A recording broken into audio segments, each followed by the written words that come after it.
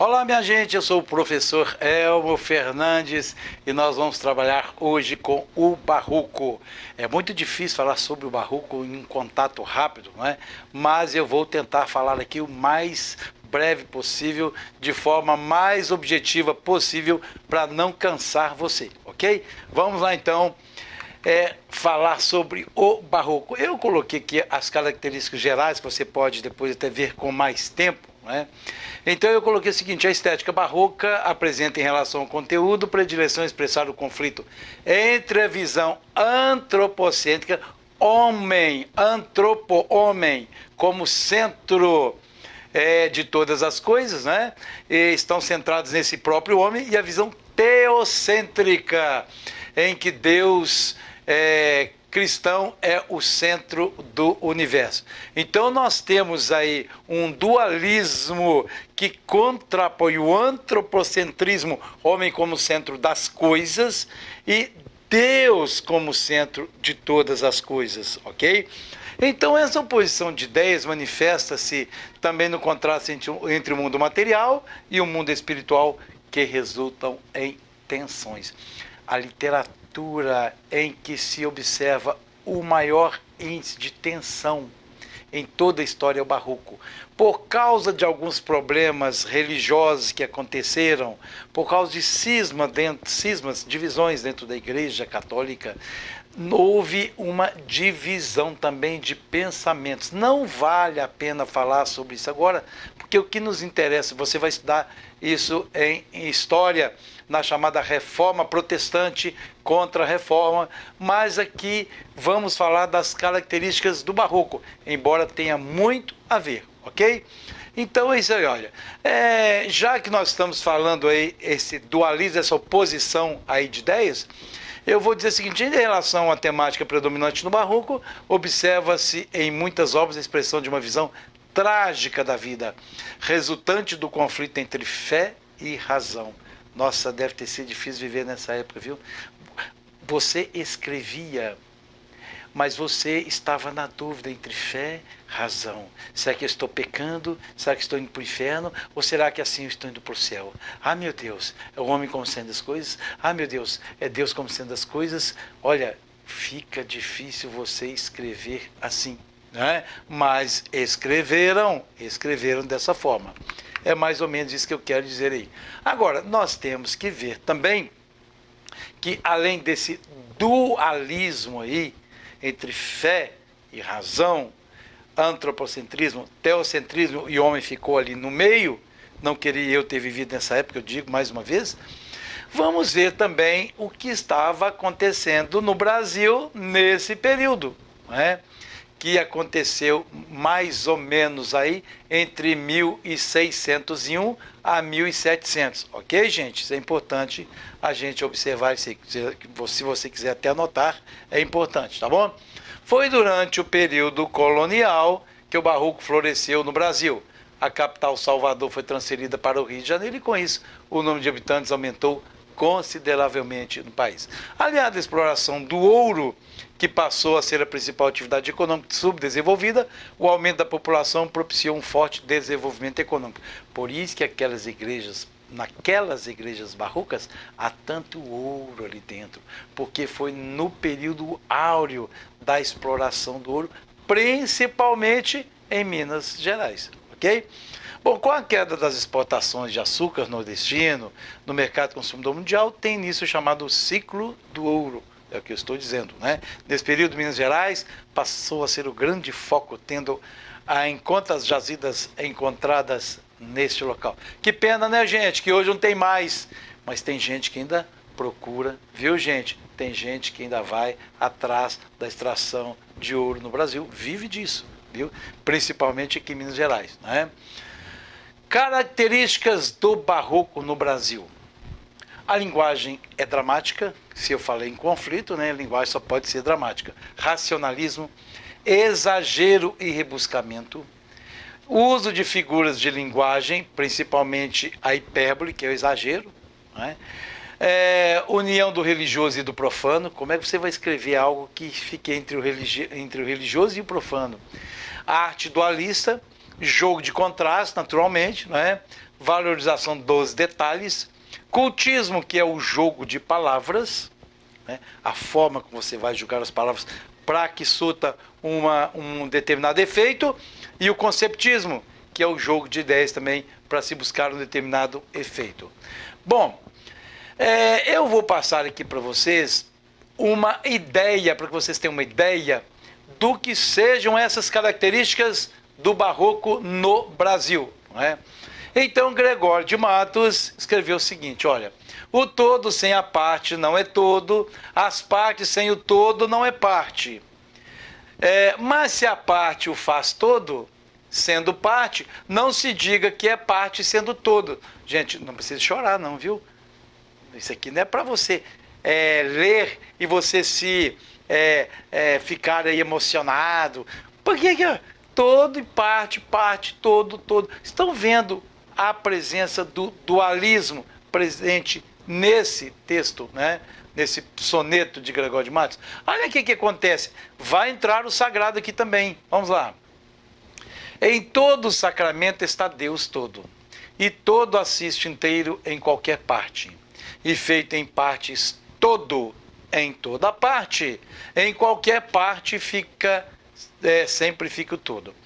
O braço de Jesus não seja parte, pois que feito Jesus em partes todo, assiste cada parte em sua parte, não se sabendo parte desse todo.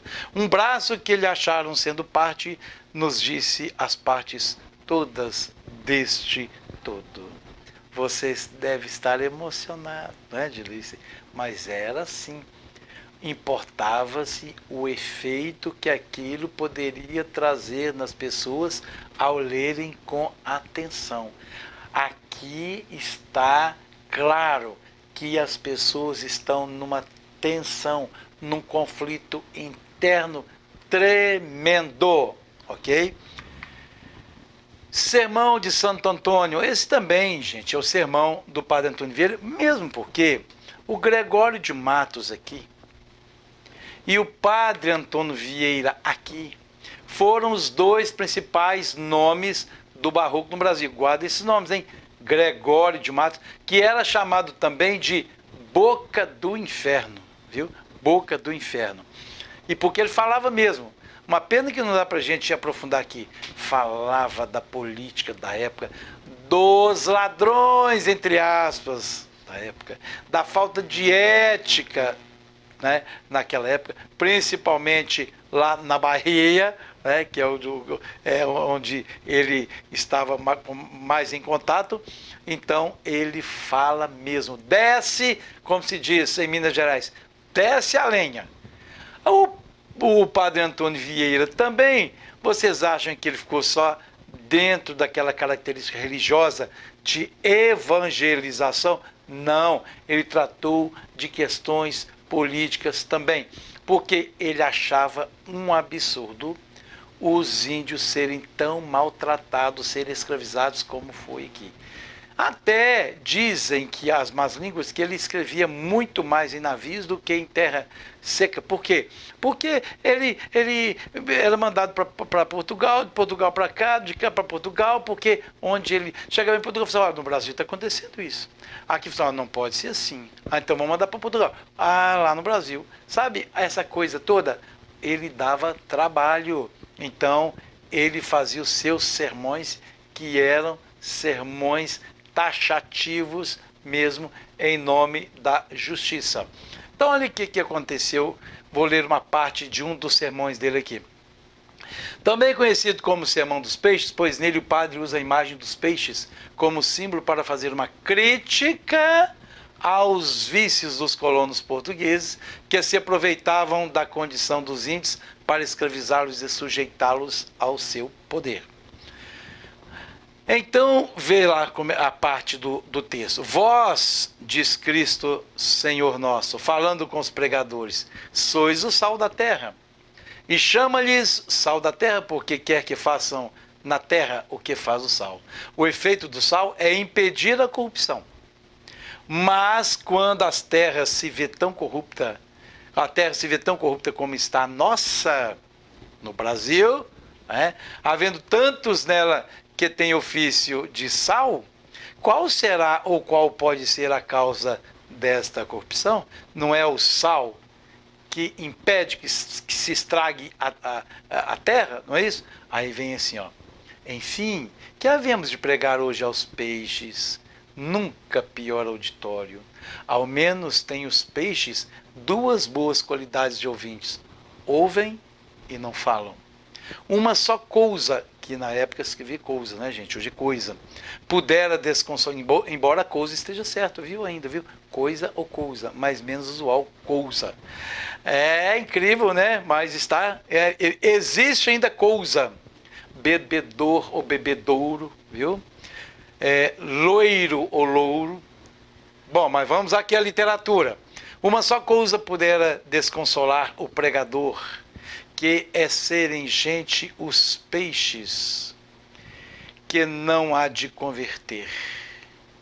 Mas esta dor é tão ordinária que já pelo costume quase se não sente. Suposto isso, para que procedamos com a clareza, duvidarei, peixes, o vosso sermão em 2 pontos. No primeiro, louvar-vos-ei as vossas atitudes. No segundo, repreender-vos-ei os vossos vícios. Então, ele está procedendo aqui, né, dividindo o sermão em 2 partes. Ele vai louvar as atitudes na primeira parte e depois ele vai repreender os vícios. Era bravo Antônio Vieira. Então eu poderia dizer o seguinte, que no Barroco houve a literatura através da poesia com Gregório de Matos, chamado também de Boca do Inferno, mas até para, entre aspas, xingar, criticar os políticos da época. Ele usava poemas. E na prosa, o padre Antônio Vieira. Prosa é por extenso, sermões por extenso, padre Antônio Vieira. E na poesia, Gregório de Matos. E estamos conversados. Vamos então ver os exercícios sobre isso, exercícios básicos. Em tristes sombras morre a formosura, em contínuas tristezas a alegria. Bem, nos versos citados acima, Gregório de Matos empregou uma figura de linguagem que consiste em aproximar termos de significados opostos, como tristeza e alegria. O nome desta figura de linguagem é letra B, antítese. Por que antítese? Porque você se lembra de que eu falei que no Barroco a principal característica é o dualismo. As pessoas não sabiam se estavam indo para o céu ou para o inferno, se estavam praticando o bem ou o mal. Então o que acontece? As pessoas estavam num período de fugacidade na vida. As pessoas queriam que a vida passasse rápido, porque nunca se viveu tão mal. Tinha que se aproveitar o momento, porque a vida é passageira, porque as pessoas estavam psicologicamente perdidas. Uma luta, um conflito interior fenomenal, causado por esse dualismo antropocentrismo versus teocentrismo. Essa figura de linguagem é antítese. Bem, o mal, céu, inferno, tristeza, alegria. O bem com tudo isso aí, gente, é antítese. A metáfora, gente, é quando você afirma alguma coisa, por exemplo, eu digo assim, você é a minha estrela, né? Então você faz uma comparação mental aí, não dá para falar sobre tudo isso aqui agora, né? A literação, você repete letras, você repete algumas letras para que se busque um determinado efeito, né? Então, vozes, velozes, veludosas, lá no simbolismo nós estudamos isso, né? Eufemismo, quando você tenta abrandar alguma situação, ele não morreu, ele foi desta para melhor, ele não morreu, ele descansou, é para a gente amenizar algumas situações, né? Assinédrico que é quando você usa da parte pelo todo, fala assim, eu sou uma pessoa que nem tem teto para morar. Teto é apenas uma parte da casa, não é? Mas quando você diz não tem nem teto para morar, significando o quê? Significando casa. Uma parte da casa, significando a casa toda, é assinédrica. E antítese é exatamente esse contrário aí de palavras, tá? Lembrando, inclusive, de que o contrário, palavras contrárias é antítese, mas ideias contrárias, nós chamamos de paradoxo, mas aí estará isso aí em outra aula minha de figuras de linguagem. Ok, gente? Vamos lá. Segunda questão. Goza, goza da flor da mocidade, que o tempo trota a toda ligeireza. Então, goza do tempo agora. E imprime em toda flor sua pisada. Ó, não aguardes que a madura idade te converta essa flor, essa beleza, em terra, em cinza, em pó, em sombra, em nada. Olha o dualismo, minha gente, falando de vida, de mocidade e falando de fim, de morte, de nada. Converta essa flor, essa beleza, em cinza, em pó. Estão vendo como é que está nítido, nítido em cada poema, nos versos, esse dualismo presente no barroco, não é? Agora vamos ver então os tercetos acima, que na verdade estão de lado, né? Aqui para a disposição na tela. Os tercetos acima ilustram. Letra A, caráter de jogo verbal próprio da poesia lírica do século XVI, sustentando uma crítica à preocupação feminina com a beleza. Tem alguma coisa disso? Parece pouco provável, não é? Jogo metafórico do barroco a respeito da fugacidade da vida, exaltando o gozo do momento. Estilo pedagógico da poesia neoclássica, ratificando, confirmando as reflexões do poeta sobre as mulheres maduras. Tem isso aí? Não sei. As características de um romântico, porque fala de flores, terra, sombras, aqui também no romantismo, não sei, né? Uma poesia que fala de uma existência mais materialista do que espiritual, própria da visão de mundo nostálgico ocultista. Nada disso, gente. É esta aqui, ó. Jogo metafórico do barroco, não é? Que é ocultismo, o jogo de palavras levando a crer que a vida é passageira. Há uma fugacidade tremenda no nosso viver. Então, exaltando o gozo do momento, vive e goza da flor da mocidade. Não é? Então, e não aguardes aqui no quarto verso. Não aguardes que a maduridade te converta em flor, essa beleza, etc, etc, etc. Depois em cinza, em nada. Portanto, letra B de bola. Eu ia marcar aqui, mas não preciso marcar, não é? Nós não temos tanto tempo. Letra B, todos entenderam? Que pena que eu não posso, que você não pode me responder, não é? Vamos à terceira questão. Considere as seguintes afirmações sobre o barroco brasileiro. Vamos lá. A arte barroca caracteriza-se por apresentar dualidades, conflitos, paradoxos e contrastes, que convivem intensamente na unidade da obra. Lógico, a obra sai, a obra é formada, os poemas são feitos, mas podemos claramente identificar neles os paradoxos, os conflitos do homem que vive no período do barroco. Não é? 2. Então está certa a primeira. O conceptismo e o ocultismo, expressões da poesia barroca, apresentam um imaginário bucólico sempre povoado de pastoras e ninfas. Gente, esse ideal imaginário bucólico, esse imaginário que trata da natureza, pastores, ninfas, ovelhas, isso aí, gente, faz parte do arcadismo no Brasil. Aqui fala de uma coisa tranquila. Exatamente o estilo de época que vem depois do barroco, não é? Fontes, rios, pastores, ovelhas, o amor delineado. Marília de Disseu, hein? Isso é do arcadismo, não é do barroco. Então, Fora o número 2. Terceiro, a oposição entre reforma e contra-reforma expressa no plano religioso os mesmos dilemas de que o barroco se ocupa. Falamos nisso. Não falamos? Que o barroco, a arte barroca está exatamente nesse meio.